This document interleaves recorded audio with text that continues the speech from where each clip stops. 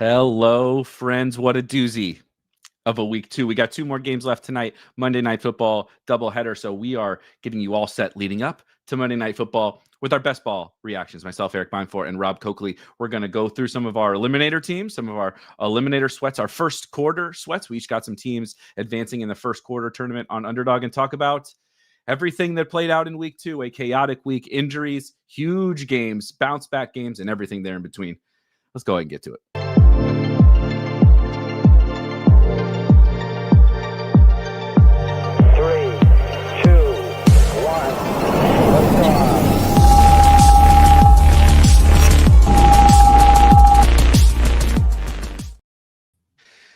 All right, Rob, special show today, special Monday Night Football doubleheader, although I'm not sure how special it is. We're doing this every year now, and we have games like soon. We're going to have games like every day in the NFL. But I am excited to talk about week 2. I am excited to get to some of our sweats that we are looking at this evening. I don't have a ton up in the air necessarily tonight, but a lot to get into after I would call it fun but chaotic week 2, I think is a fair assessment. I'm a little bit tired this morning from staying up and watching the absolute snooze fest that was the Vikings and the Falcons. My God, poor JJ McCarthy. How quick the mighty have fallen after the second half in week 1 into week 2. Yeah, aren't we all shocked that he's not the second coming of Tom Brady? At least not yet. But bounce backs, I think. I want to talk a little bit of week 2, and I think the most notable thing is a lot of stuff that didn't go so well in week 1 went a lot better in week 2 for a lot of different teams and individual players. Yeah, and I think that we've been seeing this year after year where like the first, the third week, the scoring is just so down. So it was nice to see it kick back into gear in week 2. I think a lot of that is part of the kickoff stuff that we've been seeing as well. Yep. I think that's helped with the scoring for sure. But yeah, man, how do we get Armageddon week 2 out of all weeks? And it's just going to probably get worse from here. But we're already playing dodgeball. We're dipping, we're diving, we're ducking, trying to make sure we avoid these injuries.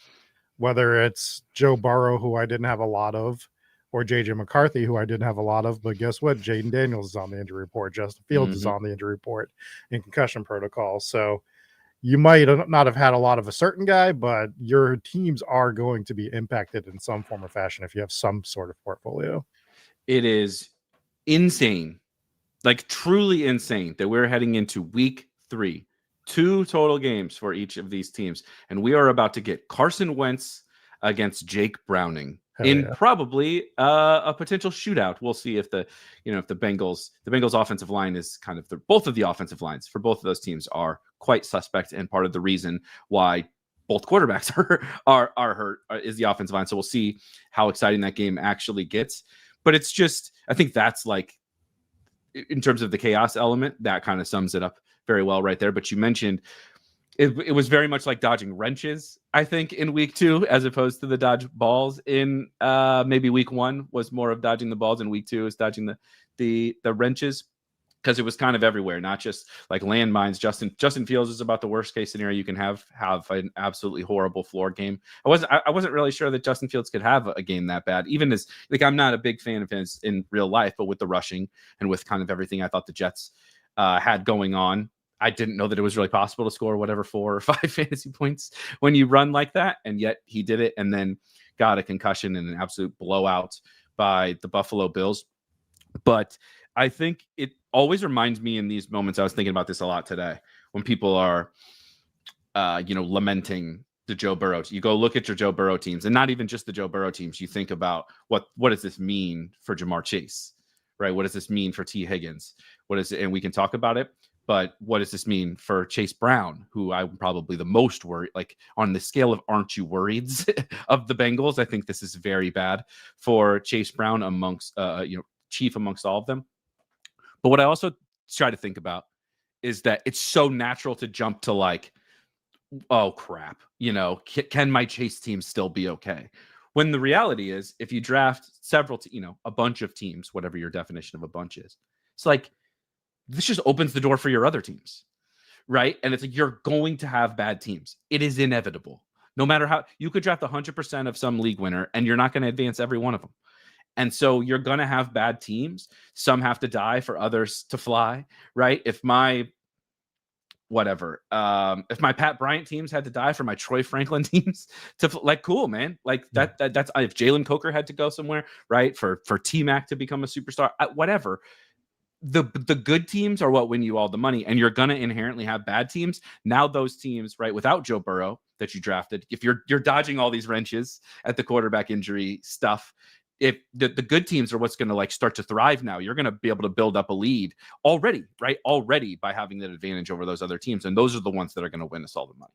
And this is something we talked about in the lab over the summer as well, specifically with Jamar Chase, because we were having discussions about the 101 and the 102 going forward, not just for this year, but future years, and some of the wide receivers that their quarterbacks just get anchored to, like CeeDee Lamb, who just always, like Dak Prescott's ownership with CeeDee Lamb is always just overinflated versus some of the other ones. And if you were drafting your 8 to 10% Jamar Chase, whatever you were getting of him, and your decision was to be unique in the aspect that you were just fading Joe Burrow, I mean, in fairness, that's what I did for the most part. And it feels really good right now comparatively to the teams that have Joe Burrow. It's not a 1-for-1 every year, and the injury, but the other important thing to mention is the injury doesn't have to happen. And it like helps those teams, obviously, but it's not you're not doing it because you're trying to fade the injury. You're just trying to get different versions of Jamar Chase teams. It's hitting a little earlier this year because of the injury, but I think it's something to really look at going forward. If you're going to be 8 to 10% of a guy that's a wide receiver, he's an early pick, and some of the later picks, maybe making sure you diversify it by not stacking him specifically with his quarterback. And if week 17 is like your whole thing, which it should be for the most part, just always making sure you're using him as a run back on the other side of that game stack or something. So those are the things that I think about when we start seeing this stuff, like how can I utilize this going forward? Obviously you can't predict injury, but what was one way I could have gotten different Jamar Chase teams? And that's sort of the way I lean with it. Yeah, and to be clear, like no one is saying, "Oh, look, see, this is why I did this is because Joe Burrow was going to get hurt." It's total variance. It's total luck. I'm sad that the NFL is better with Joe Burrow in it. Fantasy football is much better with Joe Burrow in it. I would prefer Joe Burrow for my Jamar Chase teams, right? To T Higgins, etc., significantly. But I think this is where, like, just think about the straight math of. You're really probably just only going to get 8% of the 101. Let's say you take Jamar Chase 101 every single time. You're going to get they're just right on average. You're going to get 8% of that guy. 12 total teams. You know, if you max Best Ball Mania, that's 12 Jamar Chase teams you have in your portfolio. And you say, yeah, I want to have Joe Burrow on what, right? The field is doing it half the time. Half of the Jamar Chase teams have Joe Burrow. And you say, well, I don't want to have zero of that. Right. So I'm going to, to use our DFS lingo, I'm going to match the field. Right. I'm just going to, I'm going to eat the Christian McCaffrey 50% ownership or whatever. So you do that. Okay. There's 6. Now you're down to 6 teams, right? Joe Burrow now gets hurt. Now you're down to 6 teams. This is why so many of these conversations about ownership and all that different kind of stuff, when we speak in percentages, it always sounds like we can make it fit however we want to speak about it when we speak, because the percentages are just percentages. When you break it down in in 150 BBM teams, right? If you wipe out 6 of them, because the 6 of them have Burrow, now you only got 6 left. You're only able to get, okay, maybe you drafted a couple of those in May, so you didn't know Troy Franklin was a goddamn thing in May, right? You didn't know Ja'Cory Crosky-Merritt was a thing in May. You didn't know Harold Fannin. You didn't think about Harold Fannin in May. It's like, okay, so now you got two chances on your Jamar Chase teams, right? And it's just like, and it's not that that's wrong. I'm not even saying that that's wrong. I'm not saying drafting Joe Burrow on those teams is wrong. I'm just saying when you start to think about these kinds of scenarios, there's all this weird trickle down effect that when you start to think about it, like I said, why do we do things a certain way that we do? It actually boils down to, I only have so many teams. like that are going to have Jamar Chase on it, what would I like those to be? The exact same as everybody else's, or a different version? This just so happens to be like you said, the Dak Prescott, CeeDee Lamb, and the Joe Burrow, Jamar Chase are like the chalkiest combinations every single season that people do. It just always is. And this year, it just so happened, like you said, to come true like immediately, where that doesn't look so good. But can we recover? Can Jamar Chase teams recover? Of course, but I would rather just dead and bury my Joe Burrow teams, take them out back, dig a grave, toss them in there, then think about like, well, should I have drafted an extra quarterback on that team? Should I have? And it's like, no, sure, that we can have that conversation, but I don't want to change my process and try to recover the dead teams. They're dead. Now let's focus on the living, right? Let's focus on the ones that can now go win us money. That's what I like. Just in these moments, it's easy to be like, damn, what should I have done to save that Burrow team? It's like, you shouldn't. You should let the dead ones go and think about the ones that are going to go thrive now because Joe Burrow got hurt. Yeah. And just to kind of add on to this, like with the Joe Burrow thing, and that just is just me like looking probably too much into it. Think of how many teams were Jamar Chase, Josh Jacobs, Trey McBride, Joe Burrow teams, right? Like, because that was just the standard math for drafting a Jamar Chase team. Like, that's just who people were getting because of the way that the turn worked out. So great this screenshot. It was a great fucking screenshot, man. You share that Bengals double stack. Yeah, you got the elite tight end. You got a hero running back. It checks every screenshot box. Yeah, but it just so now the Joe Burrow teams were killing the Josh Jacobs and the Trey McBride teams. So not only are you pivoting off of a standard Jamar Chase, Joe Burrow build, but you're also getting better Josh Jacobs, Trey McBride teams if you were to pivot off. And again, that's not just because of the injury. We were talking about this over the summer. This was a discussion point in the lab once or twice throughout the summer, just how to get the variations of these teams and make sure that you're not just clicking buttons, because we all do.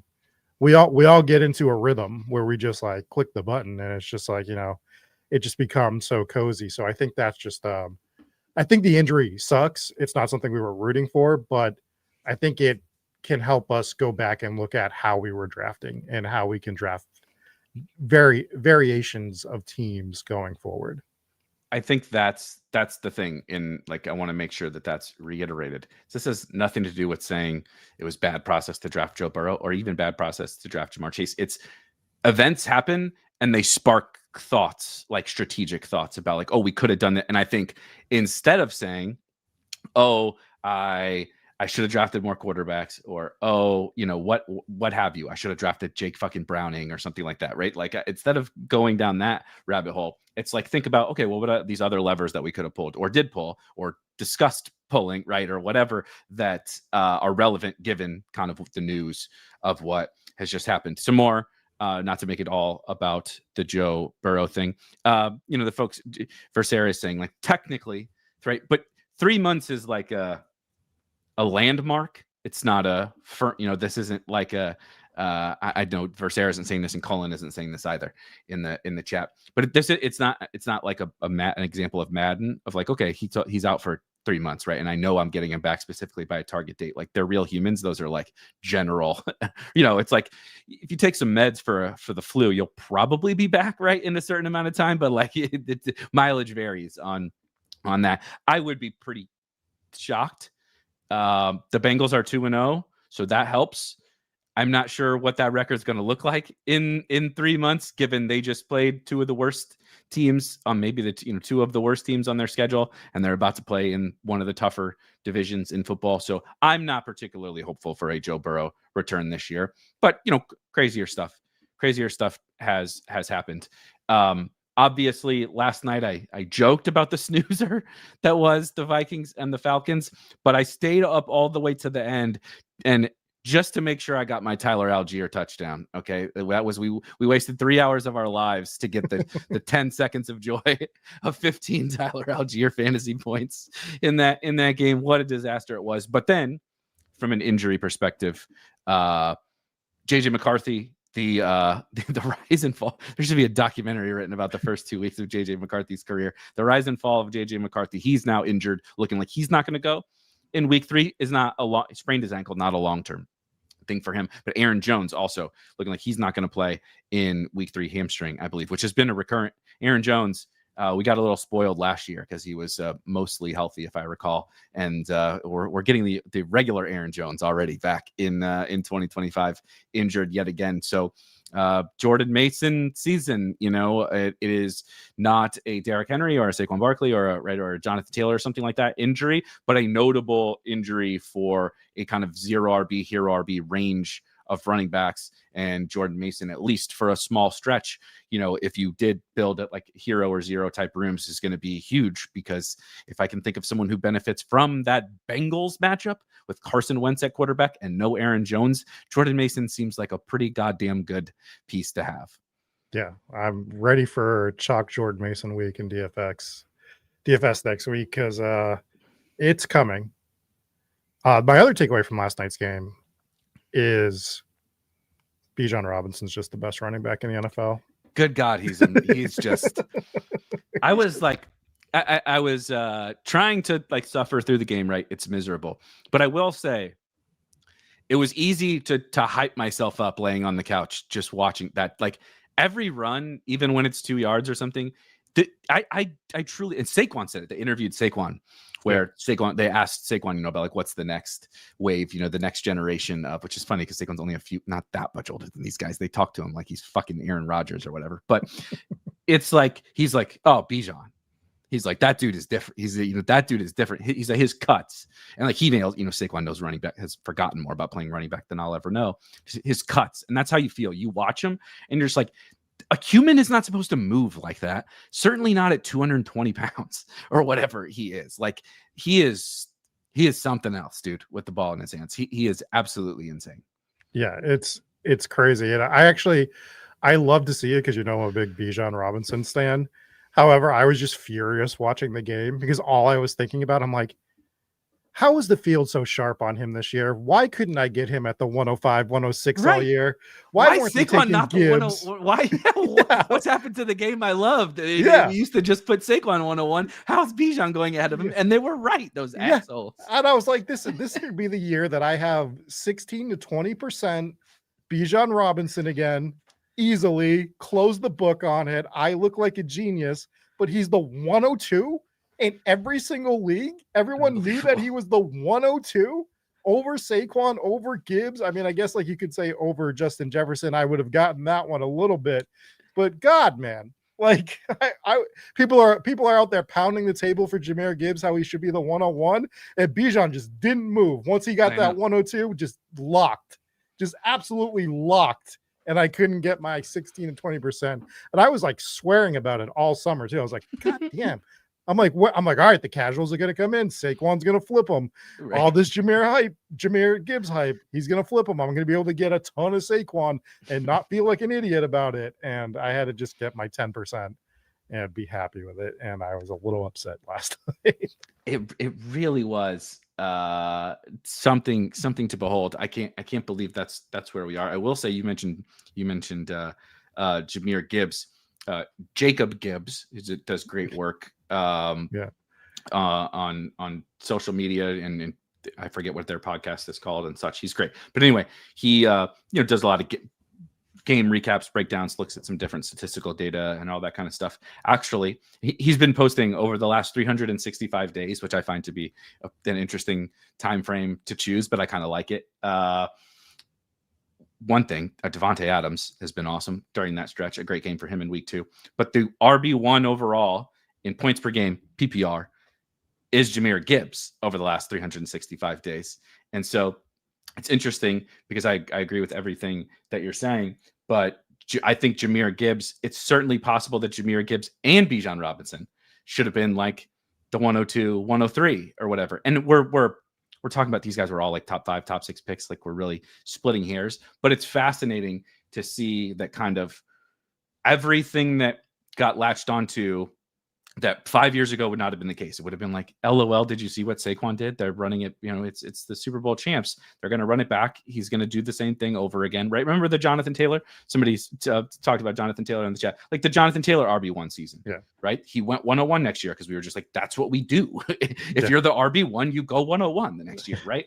And the field said, no, we're not really going to do that with Saquon. And then in plenty of drafts, including the ones that I did, Jahmyr Gibbs goes ahead of Saquon as well. So not just Bijan. It's like there's multiple backs where we talk about, shout out Lord Reeves, skating to where the puck is going instead of only fixating on last year's results. And the market's not perfect in all of that by any stretch. But this was a unique example where I think, at least in terms of the studs, maybe the market is getting much smarter in that regard, right? Where, like, look, Saquon's great, but like Bijan and Gibbs should go ahead of him. And people latched onto that, or, people figured that out. And I think it was mostly right. It's not a slander at Saquon. It's just these other two guys are just nuts, man. They're like they're not normal human beings. Not that Saquon is, but these guys are young in their primes, teams building around them, whereas the Eagles are kind of still, they're grinding out all these games and not totally running Saquon into the ground just yet. Yeah, and this is a hot dog suit situation because we are the ones who set the market, right? By we, the ones that are drafting teams during the NFC Championship game in January, when the contests start to drop, and we're setting the market for 4 to 5 months before people come in. And then when somebody comes in, it's like, well, if I want Bijan, I got to get him at the 102. So I'm just going to draft him there. And then I'll just take my Saquon when he's the 104. And people just like kind of go along the ride with most of that stuff, especially early in it. So yeah, it's our fault. Yes. Yes, it is. Just quickly run through the shout out to everybody here. Sharkus, I don't know if I've seen the Sharkus, but that's an insane avatar that you have there. Shout out Shubes. 4 starting quarterbacks already out by week 3. One of my favorite stats. Last year, it was only 58, but 2 years ago, I believe 63 quarterbacks started NFL football games 2 years ago. I think it was 58 last year. Don't quote me on that, but it's somewhere in that range. And what you generally see is somewhere hovering. Yeah, exactly. That's the Browns, and then the rest of the league. But it's somewhere in the 50 to 60 range every single year of quarterbacks that start football games, and I don't see any reason that's going to change. No. Already, we're about to be at 40. And Mac Jones has already started, and then we got more injuries coming.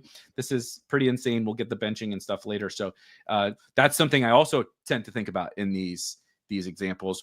And again, I think people will say, "Well, draft more quarterbacks, right?" And I'm not even saying this is not like a 2 quarterback versus 3 quarterback debate, but it is a if you sun run, which is what you have to do to win one of these tournaments, if you sun run quarterback health and your opponents don't, and they spend more roster spots on it, now, right, the trickle down effect is you're more likely to get Jordan Mason on your team. You're more likely to have Troy Franklin on your team. You're more likely to have Harold Fannin on your team or whatever, because you didn't spend that extra roster spot on the quarterback position. And you just said, look, please, right? Please, gods, like, don't injure my quarterbacks on this particular team. Other teams will die, and that team will live. It is true. The early running backs surviving and advancing as they tend to do. This is definitely true. Although I will say, I'm overweight Jonathan Taylor for the first time in quite a while, because I kind of thought 2021 Jonathan Taylor may be a stretch, but that they were going to kind of build the plane out of JT. I didn't know that they were going to co-build the plane out of Tyler Warren. And I didn't know that Daniel Jones was going to play pretty well. But I will say the Jonathan Taylor thing, not like super surprising, even though 35 fantasy points this week was surprising. Yeah, just not at the goal line, right? I didn't even draft a lot of Jonathan Taylor, and I was frustrated watching Daniel Jones get 3 straight quarterback sneaks. That it's not even like a tush push situation. It's like Tom Brady, who was way better than Daniel Jones at the quarterback sneak, but it was just like, what are we doing? Just give it to Taylor, please give it to Jonathan Taylor. It's insane. Is every team that signs Daniel Jones like contractually obligated to treat him like he's a fucking Hall of Fame quarterback or something? I don't. Just give the ball to Jonathan Taylor. What are we doing? He's so good. Just give it to him. And I he has get to it. break 20-yard touchdown runs to score. And I get it. Daniel Jones is scoring and such. It's just mostly tilt. But I find it to be funny. Like Jonathan Taylor, one of the best, like hammer, like big, physical, powerful, one of the best goal line backs. Like if you built a goal line back in a lab, he's up there on what one would look like. And you're like, no, let's get this giraffe looking motherfucker back here to do a bunch of quarterback sneaks. But it has been a good start for the Colts. I mean, no slander. They look good. I thought week 1 was pretty. I wasn't ready to get too excited about the Indianapolis Colts. The Dolphins are. I mean, the Dolphins. My God, man. They punched back at least on offense, but I think that was more of an indictment on the Patriots defense than it was about the Dolphins. But to go, granted, at home. To have the Denver Broncos come to town and kind of do whatever you want on offense against that Broncos defense was really, really impressive. I thought from the Colts. Tyler Warren is the truth. If you preferred Colston Loveland, I mean, it's a long season, it's a long career for both of those guys. But you slipped out of the gates, and Tyler Warren got a good jump out of the gates between that little battle. And the last thing I want to say about the Colts, because I want to talk about that tight end stuff in the lab this Wednesday night. So if you're part of the lab, definitely join there. But the one thing I want to say about the Colts is like these Richardson bags that people have, you're cooked on those, I think, unless like that has to be an injury or just some dramatic tailspin that happens with the Colts at this point, because it's just there's no going back if it continues even at a clip of this rate that they've been going in Indianapolis. So, and that division is not the toughest in the NFL. No. So that means there's probably going to be some good games for the Colts offense, obviously, against the Jags, against the Titans. Although the Titans defense is like, okay. The Texans defense is very good, but they're not going to be like huge underdogs a lot of weeks, the Colts. So I don't know. I think it will just require an injury. And if Daniel Jones continues to do this, I'll hand up. I'll wave the white flag. I didn't think that this was possible, but so far so good for Daniel Jones. Congrats on. These are my favorites, and I do really appreciate the comments. Like, congrats on Algier, like I had a child or something. It's like, congrats, beautiful baby. It's like, I mean, I don't know Tyler. He seems like a good guy, but thank you. I appreciate it. I did a lot. It was raw. I did a lot of hard work clicking those buttons, laying on my couch. It was tough. I appreciate the thought. Making sure you got that star on the name before it was too late. Exactly. And just instantly, he's at the top of the queue in my 100th slow draft I have to pick tonight. Yeah, that was a lot of really tough work. Let's see here. Josh has, and we will talk about some of these first quarter and eliminator teams and such here very shortly, but Josh has Jordan Mason on all of his advancing first quarter teams. And let me tell you, that would be an outstanding feeling to have. We'll see if Jordan Mason is the man for the final in week 4. But if you want a piece to help you get there, Jordan Mason is about as good as it gets at the running back position. If Josh wanted to make that joke really funny, he would have then responded with, he has one advancing first quarter team. One. Yeah. Got all my in parentheses. One afterwards. 0 punts. Yeah. How many bingo cards would you need before you ran into the Colts through 2 games, including one against the Denver Broncos, have not punted? No, it would not have been on mine, especially against Denver. Absolutely insane. Yeah, I played the Denver defense in DFS yesterday, betting on we bet on a lot of good bounce backs. We bet on a lot of good, kind of collapses from big week 1 games. Colts dunked all over me. No Jonathan Taylor for me, and I played. Although the Broncos stuff was fine, Bo Nix was fine, et cetera, et cetera. But I played the Arizona Cardinals and Alec Iomanner, and I still made $0. So I played Troy Franklin and made 0. I played. It was crazy. So I'm so good at this. I profited, but I min cashed my only Goff, Amon-Ra, JMO, Rome team. Min cashed. You know how fucking hard it is to not make real money with like completely the unowned stack that those 4 guys combined for like 140 points or whatever. But Brees was on there, Travion was on there, and Broncos D was on there. I got like 8 points from 3 other spots that just completely bury it. It was a fun week too, and I feel really good, like from a DFS process and everything. Just generally speaking, super in on the Patriots, super in on the Lions. Smashing the Jamar Chase button about as much as possible. Like, it is what it is. The DFS is hard. It's particularly really hard, like in the draft games as well, on Underdog and Drafters. And in DraftKings and FanDuel and stuff, because when there's it's not just like, oh, you needed to find the Lions, like you needed to find, like, dude, there was a bunch of huge games, like a bunch. And so if you had any dud, like it was just totally over. You maybe min cash, but that was it. Yeah, well, yesterday was I think I have this reminder every week too, every year, where I just do the wrong side of a game and it's just so obvious, where I stacked Caleb Williams like with Rome and DJ Cowboys. Moore. I did this with the Cowboys. Yeah. I mean, I played neighbors, but you needed to play. The Millie winning team on DraftKings was the Russ double with Ferg. I played Dak, CD Pickens. I'm like, how did I get this game that has 80 points and I'm not even cashing? Like, what the fuck is going on? There's an alternate universe that you did win though. So shout out to that Erik Beimfohr.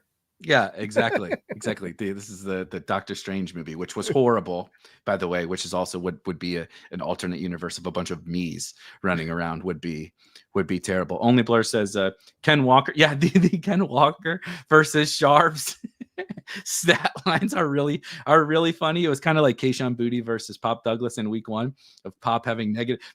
One of the best tweets I saw after week 1 was Pop is on pace for 17 touchdowns and negative 34 yards this season. And they said, I think that would be a record, or they made a good joke, and I was like, that is phenomenal. But Zach Charbonnet basically averaged 1 yard per carry, and Ken Walker basically averaged 10. However, this is a fair question. I think it's conceivable that Ken Walker gets more work. Of course, when you outperform your teammate, it's possible that you get more work. But it doesn't always work like that. And I think that they know that this is going to happen sometimes with Ken Walker, and it's going to happen sometimes with Zach Charbonnet from a stylistic perspective. Those coaches know what their guys are. But there's certain reasons as to why they're splitting this kind of down the middle. I don't think one game of bad yards per carry and for Sharps and good for Ken Walker is going to change the coach's opinion. But if this happens several times in a row, sure. Yeah, I think that you could see more work, but I think this is part of the plan. Yeah. Well, I think that's a good transition, because I actually have weeks 1 to 4 best ball team that has both of them on it. I don't know exactly which one it is off the top of my head, but we'll go through some of my teams. Should I zoom in a little here? Yes. All right. So we'll start with the first contest, which I didn't draft as many teams in because it filled in like 12 minutes. And that was the day that I think my bank card got hacked. I remember talking to you because I entered 50 slows. It was filling so fast. I entered 50 slows. You entered a few after you got your new card, and we were in every single one. Like we were in a bunch of the same drafts. So I have 2 of the 4 of those ones. I have 11 in the second contest of this. I have one that is safe, so we'll start with that one. This is in first place with 172 points. Holy fuck! It wasn't even any of the big quarterbacks this year either. So it was. Let's zoom out a little. Yeah. So Herbert went nuts last week, and then you got you over to Herbert Lawrence is fun. That's a nice little combination. This is actually that team. You can gain points. You still have players left, and you have 172. What the fuck, man? Yeah, we crushed, man. Good Lord. And it actually was a great transition, because this is my Ken Walker, Zach Charbonnet team, where I drafted both of them. It has Devon Achane, Javonte Williams, Trey Benson, Kendre Miller. And this is a Jamar Chase team without Joe Burrow. So it's Jamar, Lord. Terry, Diggs. They had Rome. That's where we got all these points, right? Yeah. We had Luther Burden. We had Troy Franklin, De'Ami Brown, and QJ. I didn't even use De'Ami Brown's score on this team. That's crazy. Oh, and the tight ends are Trey McBride and Harold Fannin. The nuts. Yeah. Yeah. So this team is really, really fun. Excited to see what it does. I hope this loses next week. for my own. I'm rooting for you, except I don't want to make the final and face this team because my lord, that is like like Javonte, right? Is this? I mean, you got the Seattle backfield. You have Javonte. Benson can pop in any individual week. Obviously, we know what Etienne can do. To have a first quarter team, which was tough for anyone that didn't play the first quarter draft. Of course, it's only the first quarter of the season. Why we're talking about that is because these weeks are really impactful. You need to get teams through. I have 9 left out of 50. But the player pool shrunk so much in that tournament because there's just, a bunch of these guys. It's not, I have the backups on teams because you just run out of guys to take later. But, the Will Shipleys and such of the world are just not as powerful in these tournaments. So to get like an entire roster of useful players was impressive. Yeah. So this is a fun one. Yes, except I need so many Chargers things to happen so that other teams advance is the only problem. So as you can see here, I kind of named all these teams just to go through some of them. This one that's in second place is in danger. We're 1 point ahead. We have Quentin Johnston. It's a Lamar Bryce Young team with Gibbs, Javonte Williams. Some of the running backs, I kind of got boxed out a little bit on this team. It appears, but yeah, but I mean, an Eckler injury opens the door for, I don't think Chris Rodriguez is going to give us anything, but there's at least a chance now. Like he's going to be active at least now. So there's a possibility. This team's actually funny if it does advance because none of the top wide receivers scored any points. It was Dubs, Io Manor, and Torrey Horton. They got me all the points here.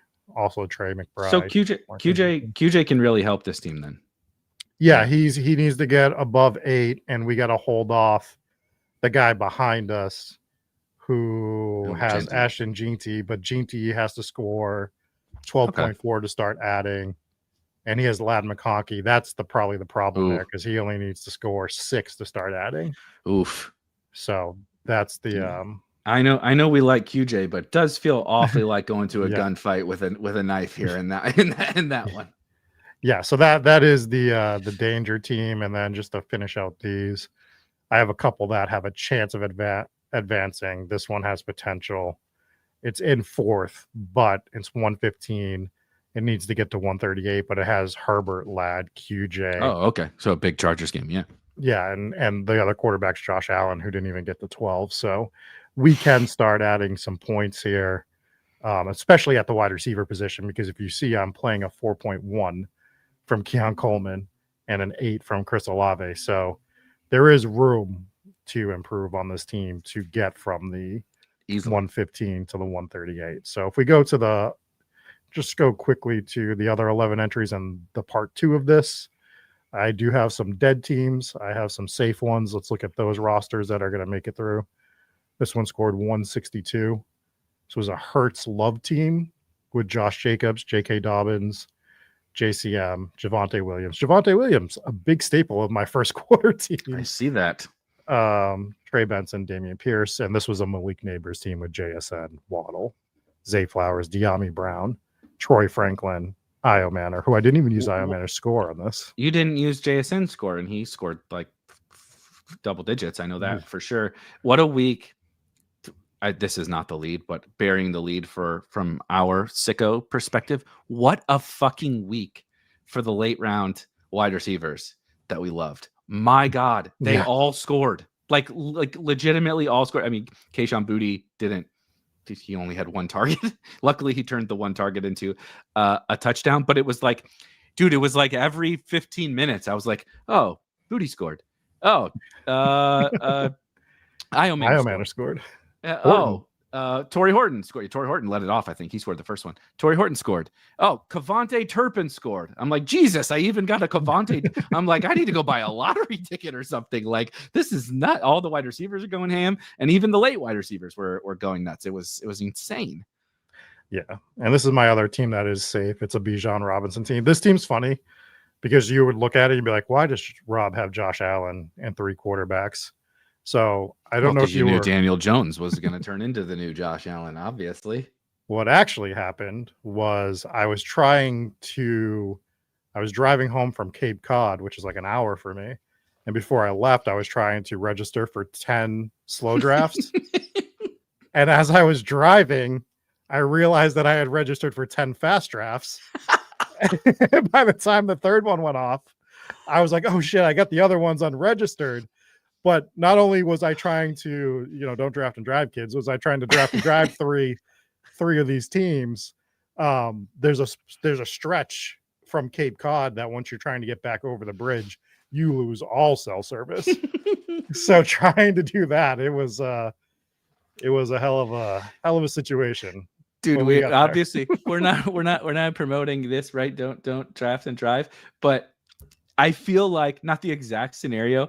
Everyone listening to this has had a moment like you just described in some form or fashion where you accidentally enter a fast and you meant to enter a slow, or you accidentally enter a slow and now you're not a slow draft guy, and you come back and you're just hating life. You got that one slow, you get that notification once every 6 days or whatever, that's like just tilting you so much.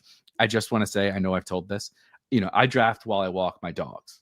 Yeah. In just around my neighborhood, and we have a couple spots in the neighborhood where I lose cell service, and so I feel like I can't wait. There's certain times when I can't wait. You walk by and the neighbors are out, and you're being friendly, and they probably think I'm an asshole. I mean, that's a different conversation, but they don't know me that well. They probably that guy can be kind of a dick sometimes, and I'm like, no, I'm feverishly setting up my queue because I know in 300 feet I'm gonna be out of cell service, and I have to get this set, otherwise I'm gonna auto Darren Waller, which I've done on a goddamn live show before. So everybody's experienced that. Let's answer this question. Yeah, shout out Brandon, thank you for the super chat, and don't feel bad about the trade. We're just giving you grief because that's what we do. It's funny, but dude, we'll answer any and all questions. Absolutely. Would you trade away Jamar Chase and Ken Walker to get Gibbs and Zay Flowers in a fucking heartbeat? Yeah, for me. So. I think Gibbs versus Chase was especially in a managed league, was a fair conversation to have between the two of them anyway. I think Ken Walker is fine, but I don't even know how comfortable I would feel about Ken Walker in my managed league. And I feel exceptionally comfortable with Zay Flowers. If you want to talk about feeling good about just starting Gibbs and Zay every week, absolute slam dunk. And it's full PPR, which is great for both of the guys you would be getting, and not so good for Ken Walker. Given the Chase stuff, if you can get this, I would do it in a heartbeat. I agree completely. So we'll just look at a few more of these. We won't go through all of them, but some of the ones that I find a little interesting. We'll start with the one that's in danger. I guess that's in second. We're up 4, and I don't think we have anyone going. So that's a danger alert. But the team that's behind us, speaking of Richardson, they have Joe Mixon, so we're worried about that. Mixon and Anthony Richardson. Was this did you somehow draft this first quarter in May? What the hell? Yeah, so they have QJ, and then there's another team behind that. Yes, Ayuk. Does this guy auto draft this team? Brandon Ayuk and Joe Mixon and Anthony Richardson, and he advanced. He advanced. That's insane. And this guy has a Buka that's in 4th. That's 9 points behind, and he only needs to score 4 to start adding. So some of that one's a little interesting. The one that I found pretty fun is a team that's actually in 5th right now. It's in last place. Wow. But it's definitely not going to get first. The guy in first has 157, but second's only 109. Oh. We have 91. We have Justin Herbert. We're probably not adding at QB because Drake May has 26. But we do have Damian Pierce, who could fall into the end zone and outscore Tracy here, or Tony Pollard, who didn't even get double digits. That's a possibility. He sucks. I'm done. Yeah. It's over. We have Nico. We have Ladd. And we have Brock Bowers. Oof. And what's your receivers? Oh, yeah. Low yeah. Receivers. And we're playing Diggs as 5. We're playing Garrett Wilson 7. So Nico, Ladd, and then Bowers, if he does play and does something, can outscore Theo. So I think that team can get through. I think that's an interesting one. And if we want to look at one last one of these, maybe it's this Hampton one, I think, where we are in 4th place. We're down 9. We have 2 people in front of us, but we have Amari and Hampton, who is probably not going to pass Jahmyr Gibbs, or even if he does, we're looking at the flex for him, which is an 8 from Chris Olave. But we also have Ibuka as well. So, and we have Donta Thornton if we really want to try to like hit something there. But I think that we can add 9 points to this team, to 9.5 points to get to second place and maybe get that one through. So I think we're going to have some fun sweats. That first team I showed, I think, is going to be fun.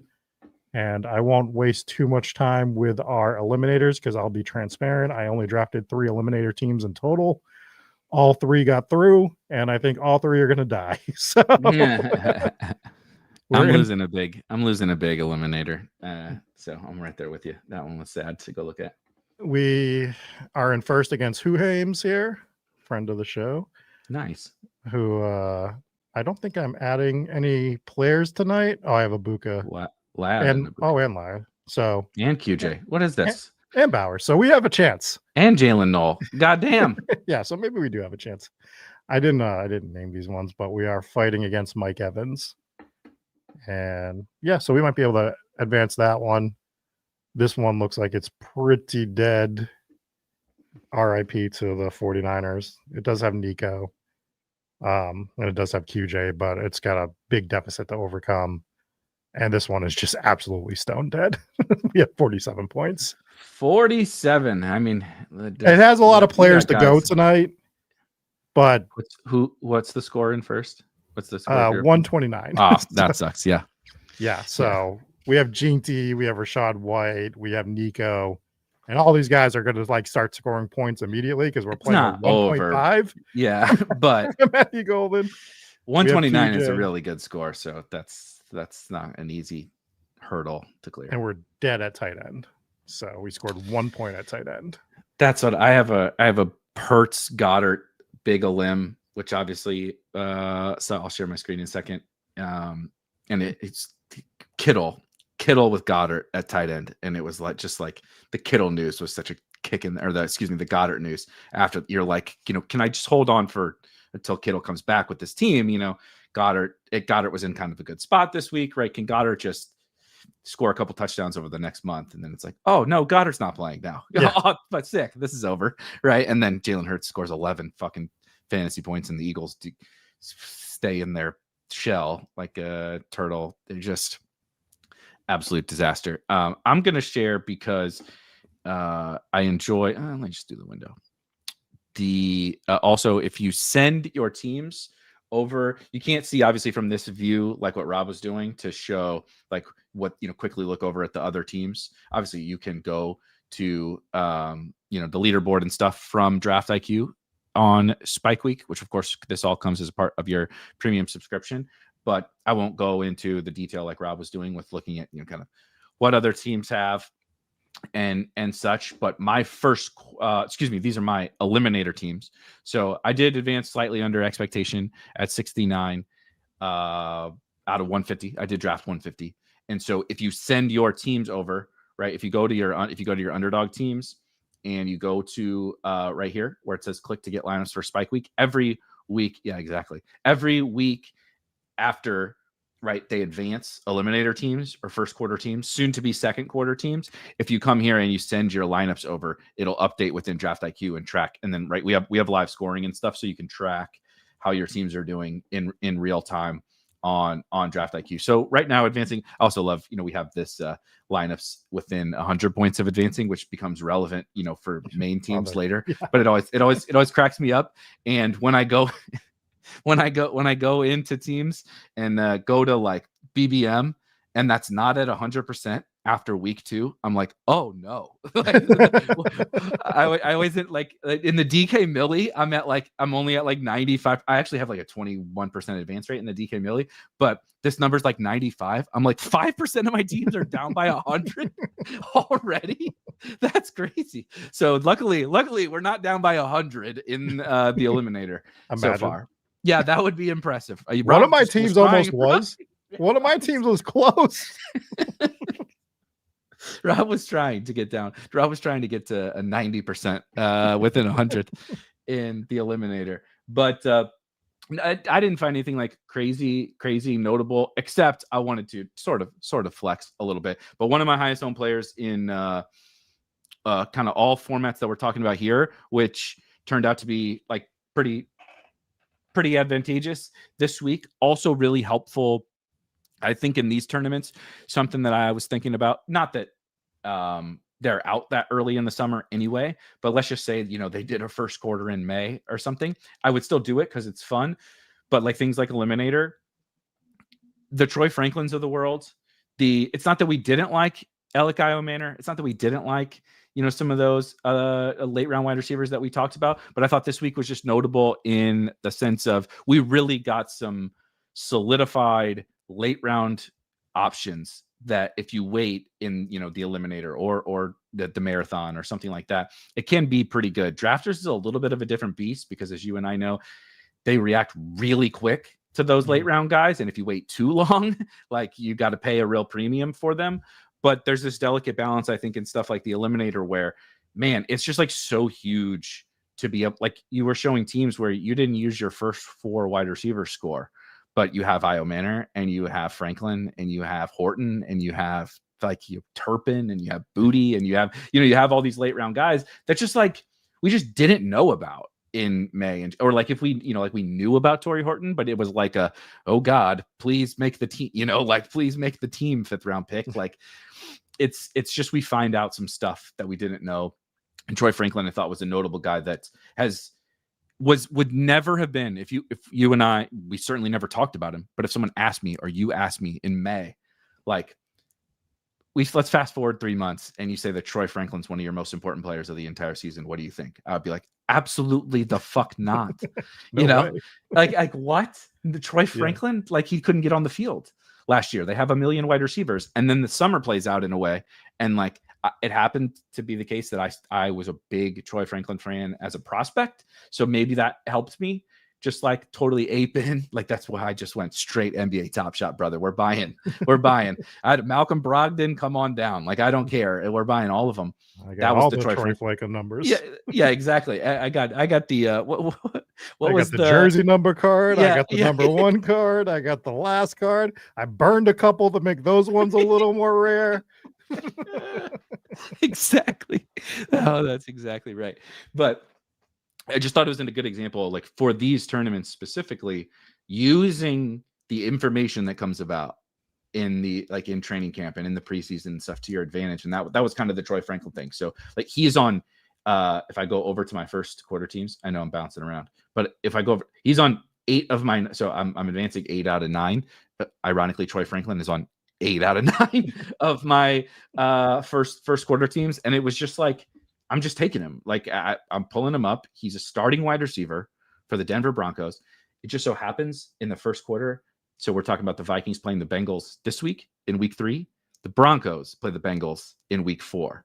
So it kind of sucks that Joe Burrow's not going to play, but I think the Broncos are going to score some freaking points. So I was really heavily targeting the Broncos, but just like some of these guys that, they're great to have in all formats, but in the first quarter, in the Eliminator and stuff like that, we often over the summer talked very heavily about, like, we got to pull the running backs up. We got to draft late bye week guys. We got to do like those different things. And those may be true, but these guys end up being the, like, oh, Troy Franklin carried your Drake London dud, right? You got to week 8 with a Drake London team because Troy Franklin helped carry you, right? Like those kind of things. And if you were drafting Theo Johnson or, Bryce Young or something like that on those teams, like they died on the vine. And so this week I thought was really impact, like it that shined through very right. Diami, you talked about Diami had a great week. There were so many of those guys that were late round wide receivers that were great targets in all formats, but specifically these ones.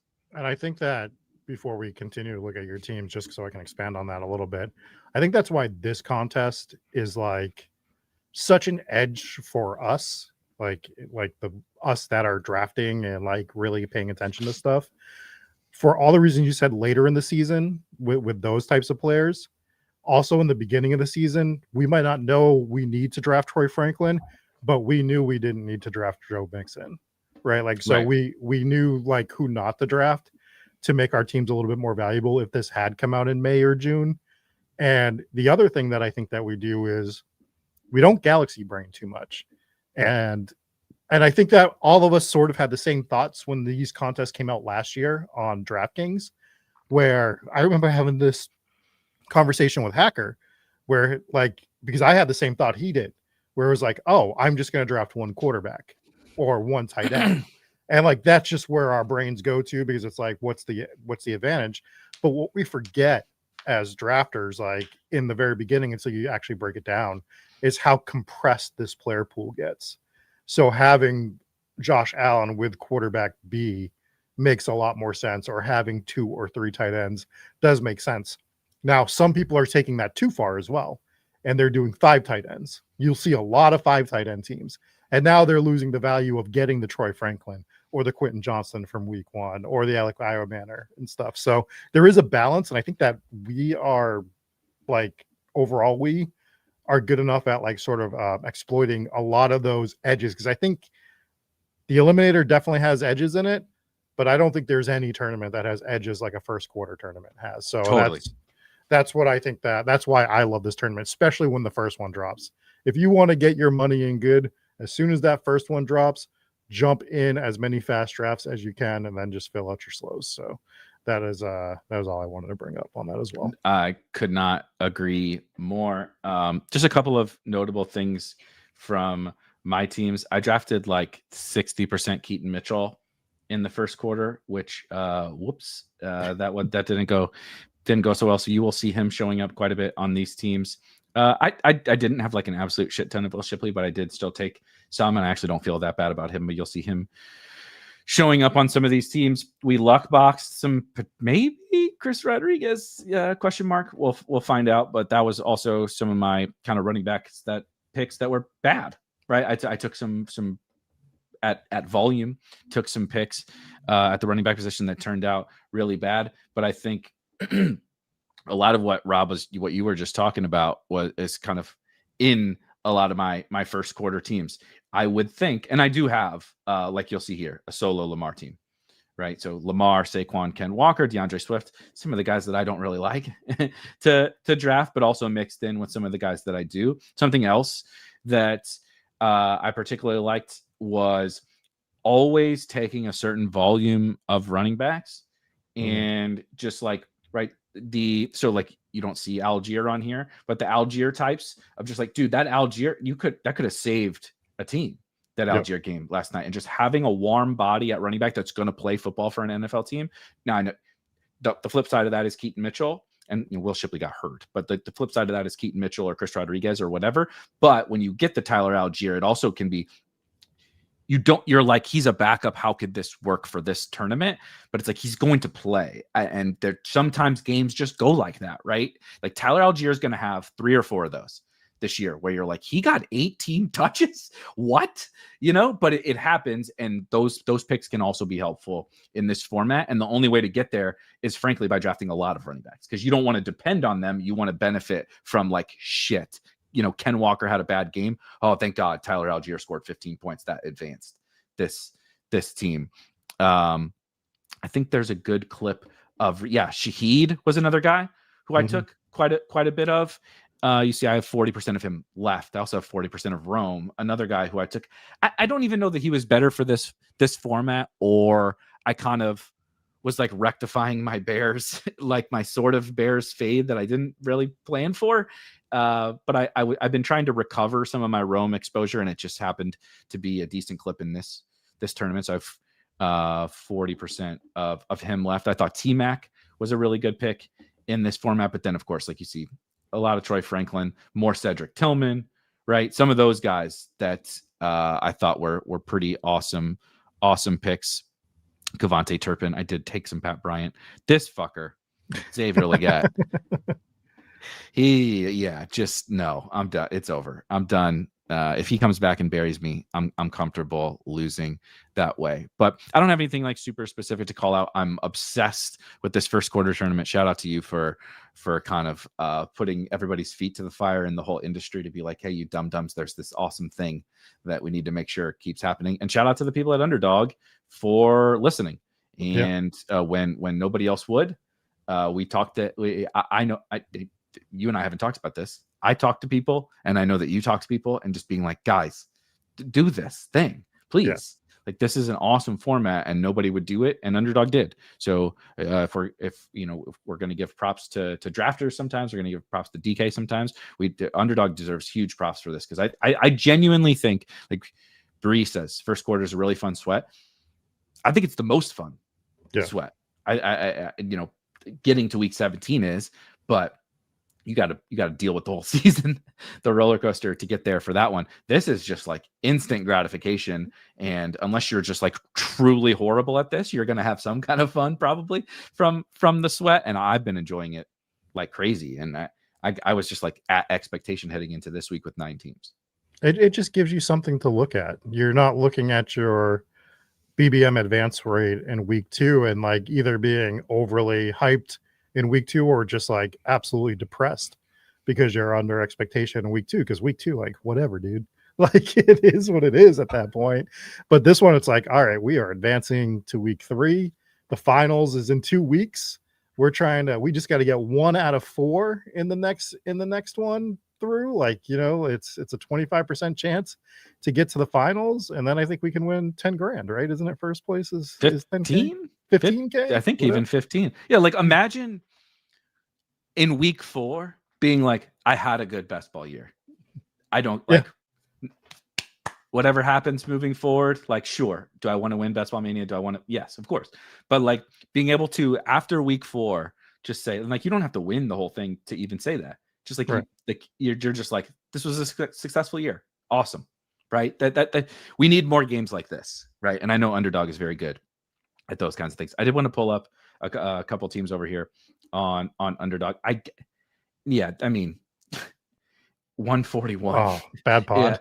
Yeah. Like I have Bowers left. Like I said, I mean, Troy Franklin's on every goddamn team. I have Ibuka. Shout out Marvin Harrison for getting just right. But it's like, this is a neighbors team. DMOT scored, Travis Etienne. It's not bad. It has Jordan Mason.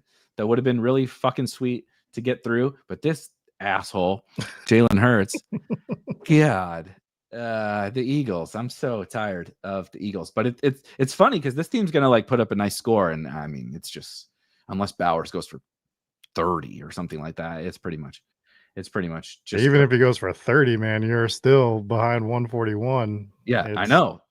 He needs to go for 30, and then it's got Ibuka, right? Ibuka, right? Yeah. Then Ibuka's got to do something. I mean, well, he's got Trey Harris, who he could certainly rise from the depths and come back. I'm kidding, but yeah. So anyway, just a couple of these quick teams. I want to look at some of the second placers. I'm not going to look at the first place, because if those fall out of it, so be it.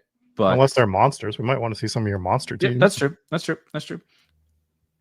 This one, I talked about Shaheed. Keon, I thought was a really good click in this format. Sucked this week, but Sauce will do that. Sauce and winning by 30 will do that to any wide receiver. I took a lot of what did you do? I took a ton of the elite tight ends, like a ton, and the elite quarterbacks, and so that was part of.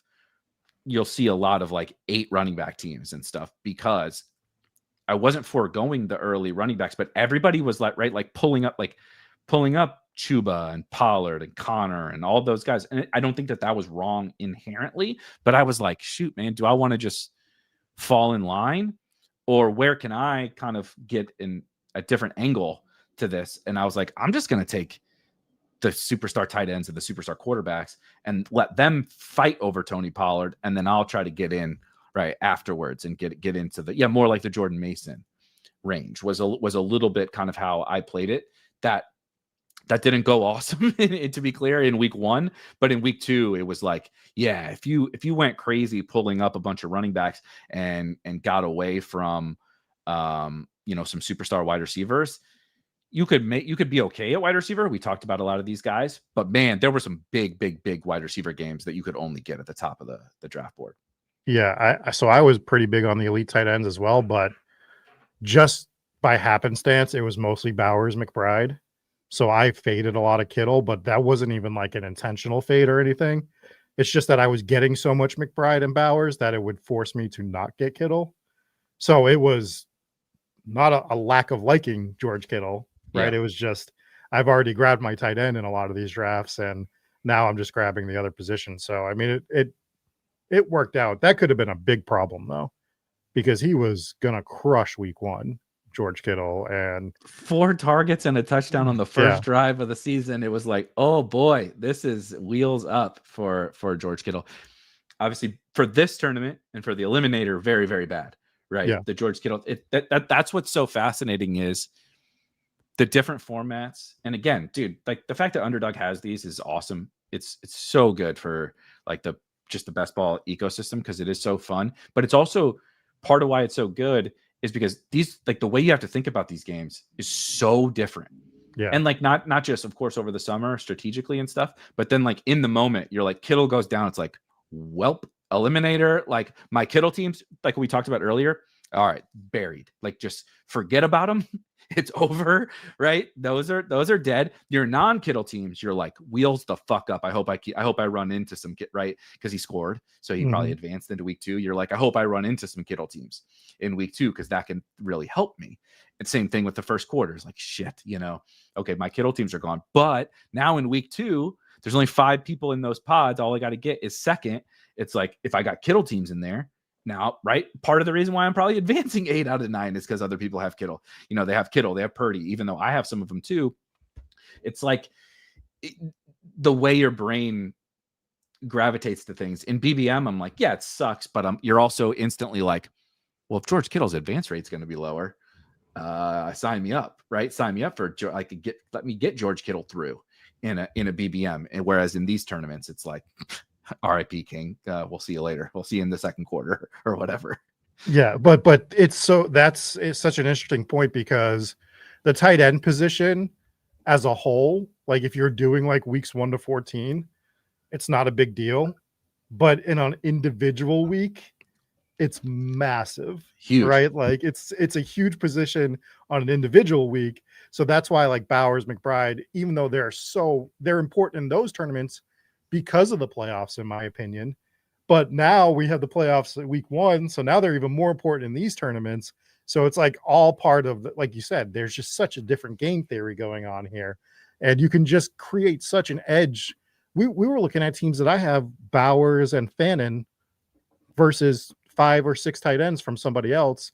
And I'm leveraged to the gills against them, right? Because you might outscore them and you only use 2 roster spots and they use 5. So then, right, like you said, the trickle down effect is like just domination because you're picking up points at so many spots. So now I have Io Manor. Now I have Troy Franklin. Now I have Torrey Horton, who outscored my top 4 wide receivers. But guess what?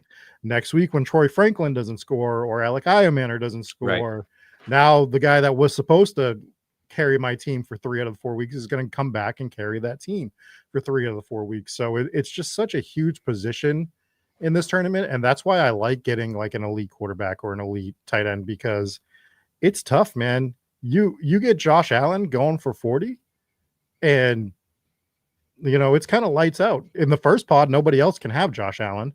So you've already leveraged that pod. And the next pod, if you draw a pod that doesn't have Josh Allen, there's the leverage. Or if everyone has Josh Allen, right? Like you're not out of it. Like it's such a fun format to think through. And I love it. Yeah, let's see some of your first place teams. Totally agree. So let's see, 116, not anything crazy, but solo Lamar. What another thing I like about this format, while we're just stroking it to the first quarter concept, is it does allow me to get exposure to some guys I wouldn't normally. And that's fun. Like that's really fun to me to be like, to watch the Eagles game yesterday and not be miserable watching Saquon Barkley. Yep. To watch the Ravens and when Derrick Henry's ripping all those runs in week 1, to be like, I got some, this isn't certainly not ideal for my overall portfolio, but I got some teams that that benefit, right? Like okay, That benefit like, now. Yeah, exactly. Right now, right? It's like a mental health hack. It's a life hack. Yeah. Like this tournament is a life hack. It's like, yeah, like you don't like Derrick Henry for the other format, but in this one, right? You don't like Saquon. You don't like Christian McCaffrey for the other format, but would you like 30 touches for a month from your first round pick? Like, well, that guy seems like a pretty good, right? So I have advancing Christian McCaffrey teams, I have advancing Saquon teams, etc.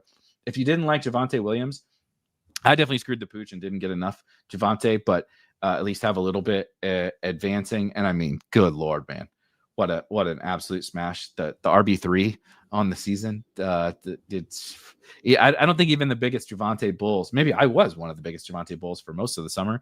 I did not see this one. See this one coming. What a start for him. I thought he looked a little better this week. I thought week 1 was like 2 goal line touchdowns. And I thought this week was a little bit. Just like he had some juice this week, which was good. So I think that backfield is what that backfield is now. Oh yeah, and Miles Sanders stole a touchdown. Yeah, from him. Miles Sanders got a goal. Like Javonte could have had a 30 ball. Like Javonte could be like the RB1 right now in fantasy. And boy, would that be a funny conversation to be having. But I actually like rooms like this where the Javantes of the world, we talked about the Ken Walker and Charbonnet thing, but can Charbs like pop back up right in a week? It was really the Quinshon Judkins show, but I think Ford might kind of just be going away. Dylan Sampson did catch a touchdown at the end of that game, albeit in garbage time. I'm not out on the likes of like Braylon Allen. I am, of course, out on Keaton and Shipley as long as he's hurt. Although AJ Dillon is just so bad. He's got to get, as soon as Tank and Shipley are ready, he's got to get cut, right? Like that dude he's gone. Woof. But another example, like drafting Cortland Sutton in this tournament was actually kind of fun. Because I mentioned the Broncos were like a huge stand. I was just like taking, if was a Bronco available, and I was taking the Broncos in this tournament. So even Cortland Sutton is like, right, like in week 1, he catches the touchdown, and you're like, okay, I'll advance some first quarter teams, right? And that's okay. I thought Debo was pretty awesome in this tournament. And I talked about the Saints. I thought the Saints were awesome clicks. You had Kendre on a team. Juwan was a good click in this tournament. There was a bunch of Saints that I think were pretty awesome. And then it's always fun to be able to attach on a bunch of these. Shout out to Kavonte Turpin hitting the first place lineup. But we don't get there, right? I know we don't have to take solo quarterback, solo tight end, but this is solo Bowers, right? Mm-hmm. Already advancing in first place, granted, with 116, but haven't even used Bowers score yet. So that's pretty fun. Does have Jalen Coker, but nonetheless. Yeah, and when I say I don't think that you should, I think you can have a portfolio with some of those solos, but I also don't think you should just be tacking on specifically a tight end to tack one on.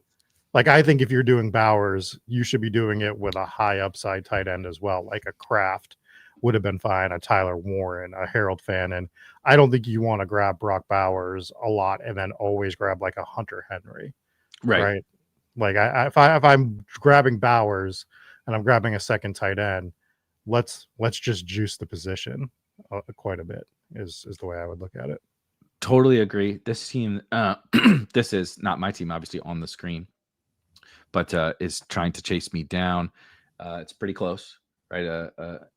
I'm up by 2 and fading old Najee Harris. Oh my God. This gentleman or gentle lady has Derrick Henry hitting the lineup with 2 points. Oof. So Najee can hit the lineup pretty quickly, and then Ibuka can hit the lineup with at 7 from Pearsall. I'm actually not very excited about Ibuka tonight. I'm excited about Ibuka for the season. Yeah. But the Texans are just really, really rough. Unless you're Puka Nacua, the Texans are a really, really rough matchup. And he wasn't like overly target dominant in week 1. I thought the Bucs actually didn't look super great in week 1. So of course Ibuka can have a good game, but you have Bowers too. Don't forget that you're just getting points right away. Different team. So I moved to this team, which of course, I have Ibuka as well, so I can play a little bit of defense, though not enough though, because he's not enough. Not adding until you get 14. So we got Bucky defense. We got Bucky defense at 2. So Oh, Bucky's going to outscore 2. So Bucky -2, Abuka minus what, 13, 14? Abuka minus 14 versus Abuka Najee. So in decent shape actually with this one. And I did a little bit of combination while we were talking about on this, right? So it took Josh Allen, just did solo Josh Allen, but then built out this just fucking disastrous tight end room that's somehow advancing.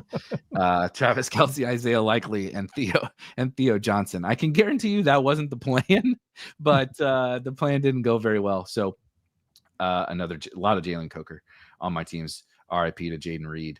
So maybe this isn't my favorite team, but still, let's see. 123 is not bad. 123 is not 12. Bad. And so here again, like you just see the different. This format just rocks.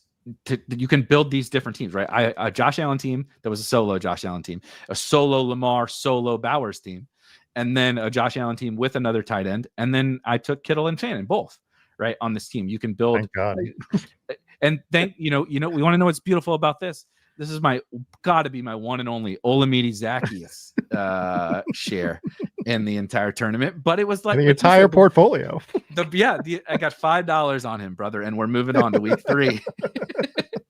Not because of him, but a little bit more because of his teammate Rome. But let's see. Another Saquon team. The running backs are a little rough on this one. Dylan Sampson has sort of saved the day, but got Sharbs. I feel fine about this, but let's see what we're getting chased with. Nothing. Oh no, not nothing. Woody Marks. Yeah. If Woody is the one that buries me, I think I can live. Yeah, so he's dead on this team, right? Like he had nothing. He's dead, and this guy's 30 points back, which he's got Bucky, but Bucky doesn't score until 8 points, though. Yeah. Oh my God, this is the Zacchaeus pod. One of you are going to get him through, damn it. 40% Zacchaeus in a pod. Let's see. Hold on. I just got to make sure that Steeloo doesn't have Zacchaeus. Ray McLeod. He has the Falcons version of Zacchaeus. Yeah, it was the next version. He just replaced them. Exactly. 128 in first, pretty solid against solo Lamar. But again, right? McBride, Strange. Yeah. Jaden Reed, not so fun, but the rest of the wide receivers here, pretty solid. The other thing I did do was lighter overall like wide receiver expenditure in this tournament. Not like anything crazy, but because there's really no late running backs worth a shit in this tournament. So using the late wide receivers, sort of like other people were using the late tight ends, right? Like you said, taking 4 or 5 tight ends because I understand why they did it. There's a lot of late tight ends that are going to be playing football and can score fantasy points for the first month. But there were also wide receivers back there, right? Like Franklin, like Horton, like Io Manor, like Diami, like Turpin, like whatever, that are going to be out there playing football in the first month. And so use those guys and make sure you're still solid at running back. That's how, like, a lot of Saquon, right? You keep seeing a lot of Saquon on my advancing teams. Ken Walker, I was not drafting Ken Walker in any other real format besides this one. So, but what I like that you were doing, and I've seen it on a lot of your teams, is that because those late running backs, just their value is so limited, you were playing handcuffs more. Whether, I don't know if you were doing this purposely. I assume you were, just because I've seen it on almost every team. And I don't think I did that enough. I did do it, but I don't think I did it enough. And I think that's better for this format because you're not going to play all 18 guys in general, right? Like it's just, there's not enough weeks to. You're going to have multiple zeros, like multiple stone cold zeros on every team. Right. So it's like, well, if I'm going to have a zero, if I have Josh Jacobs and I know Chris Brooks is backing him up for the first 4 weeks, that makes Chris Brooks more valuable than Will Shipley at that point, right? Totally. Because, like it's obviously the better combo is having Josh Jacobs. He doesn't get hurt. Saquon gets hurt and you have Will Shipley. But for your team, just making sure you have the RB1 in Green Bay, like throughout the first 4 weeks feels great, right? So I think it's 100%. Something I want to add a little bit more going forward. I like doing it with, so like you see DeAndre Swift and Kyle Monangai. I like doing it, especially with you can do it. I think you can do it with anyone in this tournament, to your point, but like getting the slightly cheaper. I did it with the Browns a bunch. Now Judkins is probably going to ruin those plans, but like do Sampson and Ford. And in that sense, Judkins can come back and ruin it. So I took 2 shots on a guy who I'm still going to get one that's like playing. It's not ideal, but you're still going to get one that's like playing football for the Cleveland Browns. And look, Sampson's got 2 useful games in this format, and you took 2 guys to make that happen. Cool. Like that's what you're searching for. It's like if you could come in and say you're really only going to have 14 useful players on this team, but you're going to guarantee yourself 2 or 3 useful running backs every single week. Like that's huge in this format. Look at this. We're talking advancing teams are like over like get to 120 and you move on. Like that's all you really need in this format. Just the last couple one because we don't got to keep seeing. Look, a three quarterback team, solo Kittle, baby. Hell yeah. Not sure that this one's gonna win the tournament. I don't think it would be impressive. Coker and Kittle. Pat Bryan is basically a 0. Shipley is hurt. But other than that, it's pretty good. Other than that, other than that, just not going to score any. Oh yeah, Purdy and Kittle. So this one, with your luck of that insane team that you showed earlier, that team will run into this one and just get. We'll just easily walk into the finals. Yeah, we're gonna run into each other probably in one of these. I was just gonna see. Oh, that's a limit. What is? Teams. Can you show your highest scoring team? Yeah, it is 144. It's pretty good.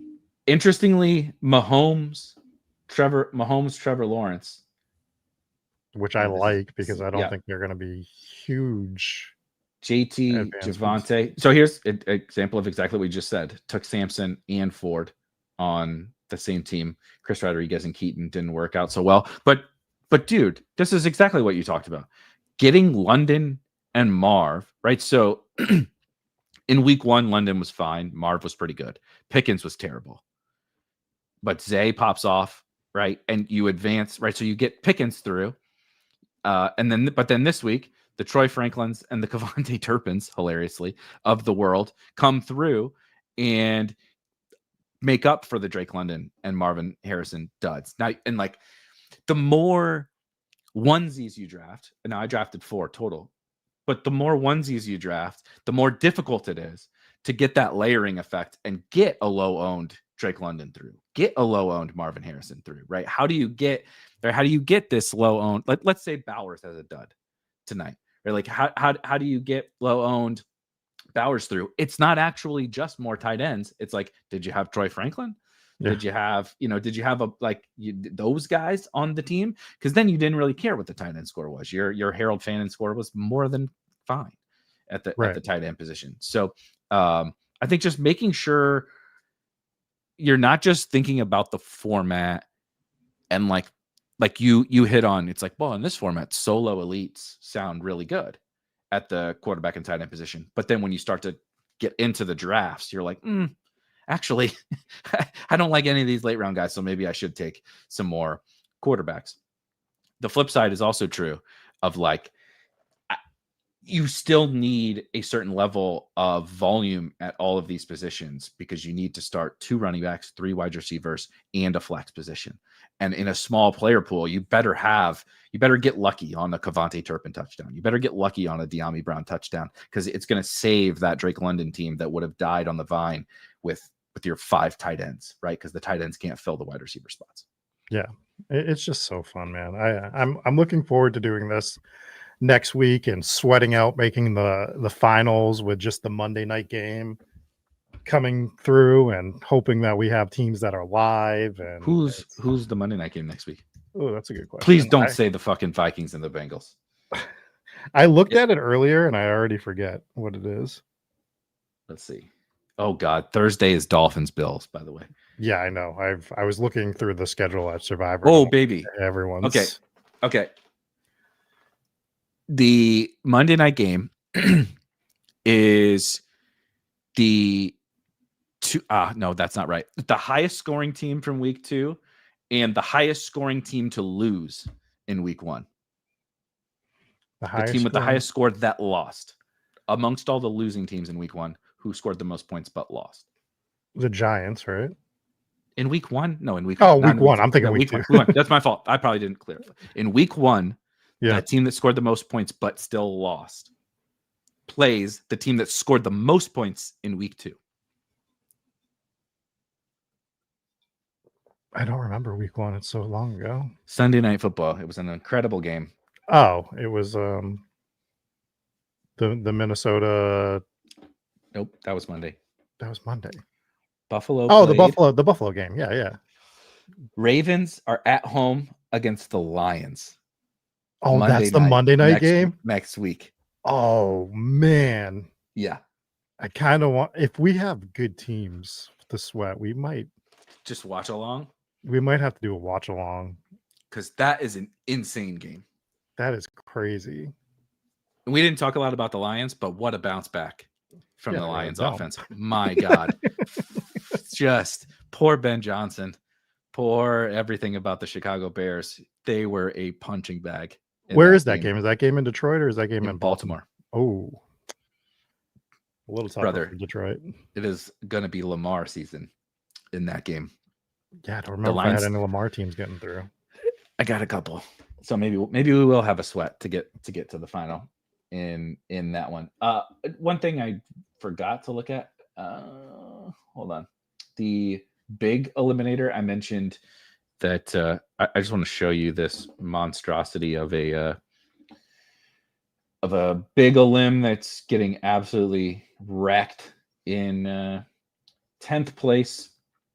Of course, there are only 10 teams, but this is how it goes poorly in the eliminator. Hurts Purdy, Kittle, Goddard, Tank Bigsby. We drafted for. He might get some early production on the Jaguars. Oh, cool. Now he's on the Eagles. At least I drafted an Eagles deck. Oh, yeah, he's not going to score any points anymore. Got left with Tyrone Tracy, Tank Bigsby, Dylan Sampson, Trey Benson, Chris Rodriguez, Ollie Gordon, and Damian Pierce. Like, that is disgusting. And I think I saw someone say that Pierce is inactive. Is inactive tonight. Rick said Pierce is inactive tonight. So we really got the late round running backs hoping for early season production. Very wrong. Very wrong. We should have just drafted, I guess, Chris Brooks on all of those teams. Not that he's getting a bunch of production, but he's scoring more fantasy points than all of those guys combined to start the season. Game, though, so that's great. Shout out. Yeah, exactly. It's awesome that probably my one Puka team is going to die in this tire fire that is all the rest of these other guys. Honestly, their wide receivers are pretty good. Just quickly, Brian Thomas Jr., he may be the Marvin Harrison, Drake London of this year that we anointed as the new star. And it's easy to blame Trevor Lawrence, and Trevor Lawrence is not without fault in the fact that BTJ hasn't been very good with him, and certainly not to start this year. However, watching that game as an avid watcher of someone who damn near lock button Jamar Chase in DFS, who damn near lock button Travis Etienne, BTJ, I'm not so sure is him, as the kids would say. He's good. There's no denying that. He's terrified of going over the middle. That frightens me. He caused an interception by checking to see when the hit was coming instead of going to try to catch the football. He alligator armed a couple more. He had they probably lost the game because of him. On their final drive, he dropped it was a quick check down. He started looking ahead before he caught the ball. It was a very bad Brian Thomas Jr. performance. It's just one game, but those are the games you want him to get home against the Cincinnati Bengals. And he was pretty terrible. And he got outplayed by De'Ami Brown, which is not good. That's not very good. I think it's possible that the winner amongst the Jags backfield is just the Tootin Etienne thing. Because Bashal Tootin definitely looks good. And I actually think Travis Etienne looks fine. So I'm just a little worried about BTJ after the first couple of weeks. Yeah, but he's also going to get the team fined because I don't know if you saw, but they disclosed that he had a wrist injury after the game, that he was dealing with all week. And they never disclosed. They never put him on the injury report. I did not see that. Yeah, I'm pretty positive that that I saw that earlier today. So they'll probably get fined for it, on top of everything, because I think, God, I could just be fever dreaming this, but I think I saw a post where Liam Cohen was talking about his wrist injury, and he was never on the injury report for a wrist injury. So, Jesus Christ. yeah, Dude, these guys, what are we doing? It's so unnecessary. Just talk. Just that was like, it's gotten so bad with the injury stuff that like people, shout out to the folks in our Discord. It's been, yesterday was incredible. If you want to hang out during games with other like best ball sickos, we have a game day chat channel where we all just hang out and celebrate the touchdowns and tilt the bad plays, and we're all just high-fiving each other. It's a bunch of bros hanging out, having a good time during the game. It's a ton of fun, bros and gals, but it was like just truly insane to see. Now I'm forgetting what the hell were we just talking about? I got distracted by the Discord, trying to promote the Discord. I don't remember what I was going to tell a story from the Discord yesterday, but then I distracted myself with how insane the Discord is on game days, of like every single time somebody scores a touchdown or whatever. Maybe you were going to that red zone situation where they had like 4 teams scoring at the same point in time. and the Discord was going crazy for that one. Yeah. Shout out to this guy. I think my camera's going bad on me. Shout out to South here, who is of course in the Discord with a great comment. And this is exactly my final point on Brian Thomas Jr. We just need to get Mac Jones back. Nick Mullins is the backup quarterback in Jacksonville. We just need to get Mac Jones back for Brian Thomas Jr. Anything else before we get out of here? Heading into Monday Night Football, what are you thinking about the 2 Monday night games? I think I'm about to jump in a single entry to try to recoup some of yesterday's losses, either a $50 or $100. And I think I'm just going to play Justin Herbert. My mind was made up earlier to play Stroud, and I don't think I have it in me. So I think I am just going to onslaught the Chargers. I'm doing the same thing. Go Chargers. If you want a bet tonight, I thrive. We're like Bane. We live in the darkness and the shadows. You adopted it. We were born in it. Xavier Hutchinson overs are the bet tonight that I'm placing. Man. Yep, exactly. That's where we are in the world. Yep. Welcome to week 3, brother. Carson Wentz versus Jake Browning and Xavier Hutchinson props. I am going to add that to the blueprint. Shout out to us at Spike Week, the betting blueprint. Every week put out a DFS drafts, excuse me, props, sides, totals, everything. We call them the blueprint, so you can kind of be geared in for your battle royale drafts on Underdog, your DFS teams. If you want to bet on sports, if you want to put pick'em slips together, we have all that stuff for the subscribers on Spike Week. And week 2, brother, was a lot of fun. So I don't feel as bad about the DFS debauchery. God, I can't believe I screwed up that golf team, but 10-2 on player props heading into Xavier Hutchinson tonight, and we got the under tonight in the Bucks Texans game. So that's your decision to go with Justin Herbert. I agree with. I'm also going to play Justin Herbert tonight because I'm much more excited about that game, even though overs on Xavier Hutchinson, they were 13.5 yards when it opened. So we don't need a lot of points in that game for Xavier Hutchinson to catch 2 passes for 14 yards. I might capitulate back to Stroud. There's always the possibility that it happens where I'm like, you know what? Let's just play Stroud, Nico, Dalton Schultz, and vomit, and then just play Bucky, and then play all the Chargers anyway. So we'll see where I end up in the next hour and a half. Also, stay out of my $55 Sharks on Drafters, by the way, please. Yeah.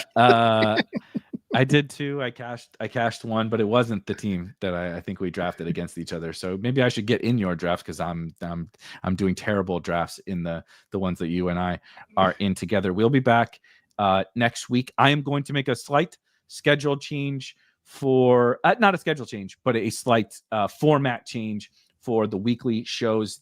I've started recapping week 2. That video is usually a live show on Tuesday mornings. I think I'm going to turn it into a recorded video, and probably the same thing for the game by game. Just, you guys know, as you've heard today over the course of the last hour and a half, I'm long-winded. I like to talk to the chat.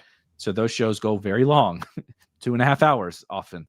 And I think I'm going to turn them into some recorded videos, but be on the lookout for that. Follow Spike Week on Twitter or hop in the Discord. The best place to get all the information is in the Discord. It's 100% free to join. All of the paywalled channels are just $5 a month if you are not a premium subscriber. But enjoy the games, enjoy your final sweats for your first quarter and your eliminator teams. And Rob and I will be back next Monday to talk about it some more. Get ready for the finals in the first quarter. We'll see you guys next time. Peace.